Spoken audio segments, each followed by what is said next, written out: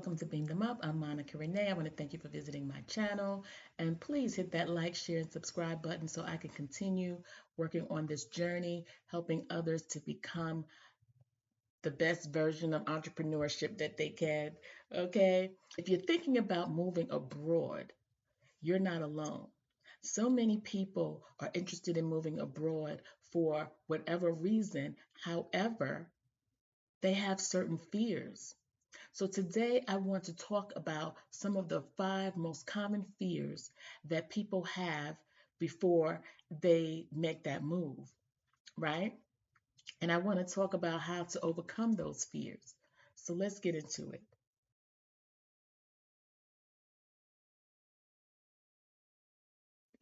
Now, I've been trying to make this video for the last 2 weeks. For some reason, this video was not, is for some reason, I just couldn't upload this video. I had too much data on my phone. I had too much data on my computer. So bear with me. Um, excuse me. My nose is running.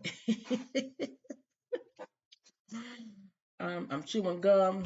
All right, pardon me.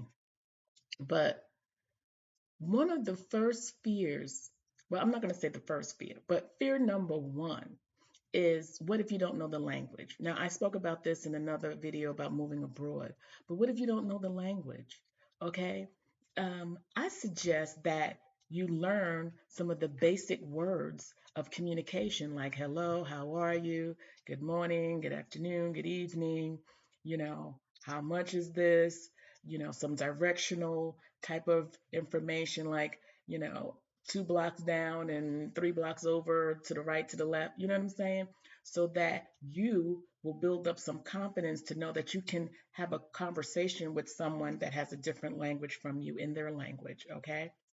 So that's one of the fears. Of course, you have the apps that you can use, the translation apps. So that's very important to make sure that you have that before you get to your destination and know the language that you're going to use. Now, even some countries have several different languages. So depending on the area that you're going to be in, learn about the language of that particular area that you're going to be staying in.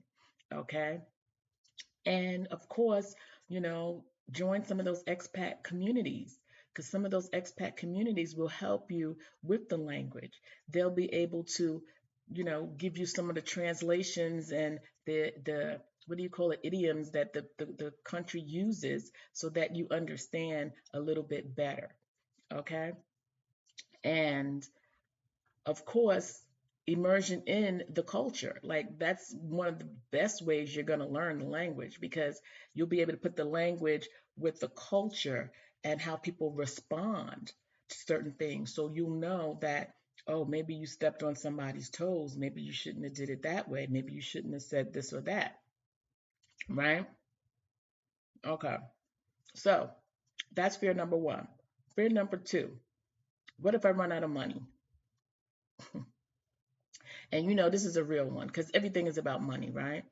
But understanding that money is a tool, the tool to get you where you're going, and the tool to, once you get there, what are you going to do? What do you need, right? So I recommend building an online business before you leave, of course, and I'll talk about that a little later on. What if I feel lonely? What if you feel lonely? Okay.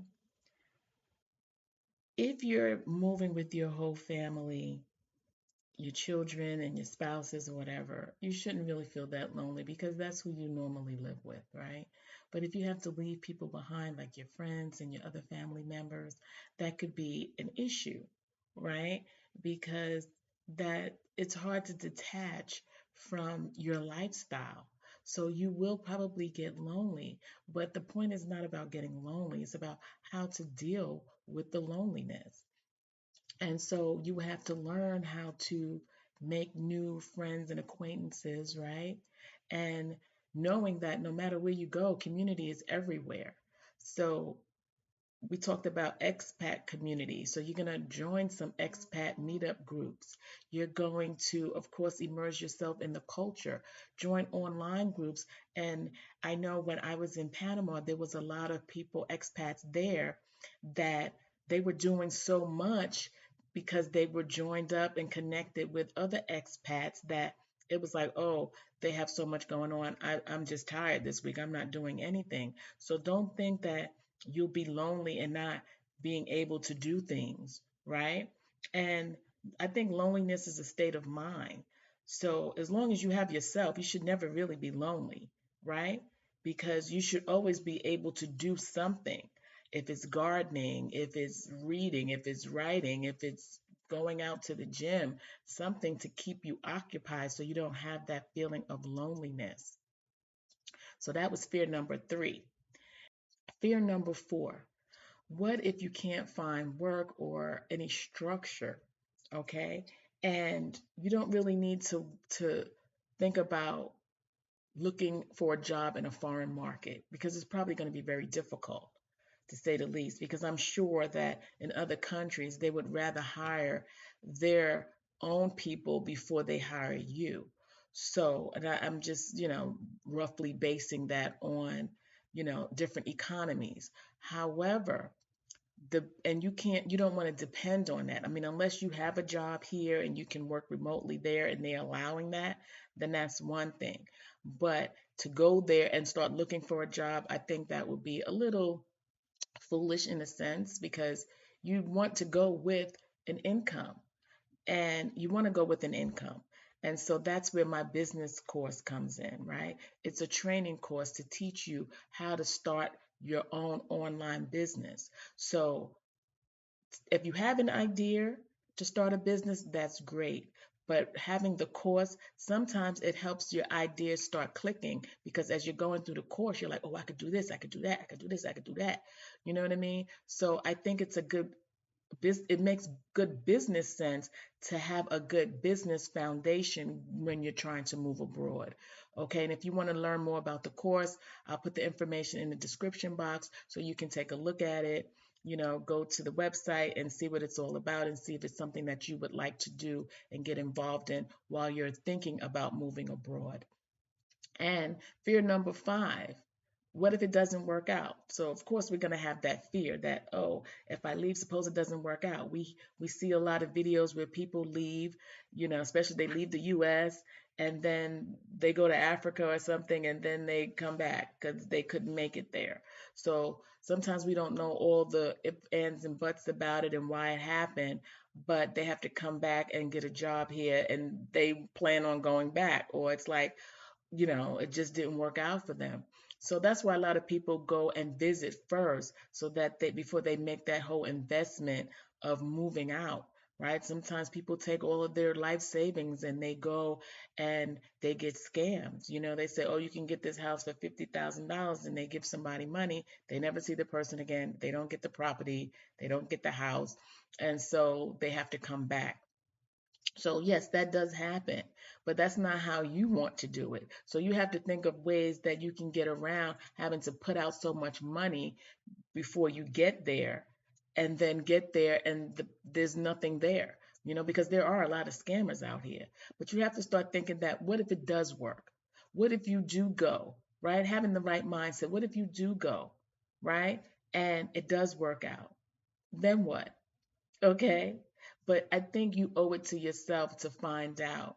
And, yes, be cautious of those cautionary tales that people are telling us about them moving abroad. Yes, you need to have that. You need to know that things can go astray. And a lot of times when we move from one place to another, it doesn't even have to be abroad. It could be from one state to another.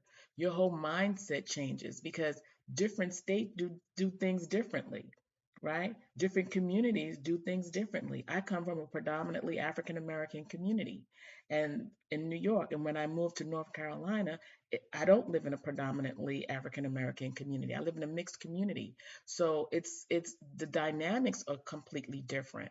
So if it's different from state to state, it's going to be different from country to country. So don't think that you can bring the same mindset that you have in your country to another country and think that that's going to work out. So that's a lot of times I believe why people go to other countries and they move abroad and it doesn't work out because they're bringing something that they need to probably leave behind. And I'm not saying you need to leave everything behind because you are who you are, but leave behind some of the stuff that doesn't work for you, because if it's not working for you here, it's probably not going to work for you anywhere else.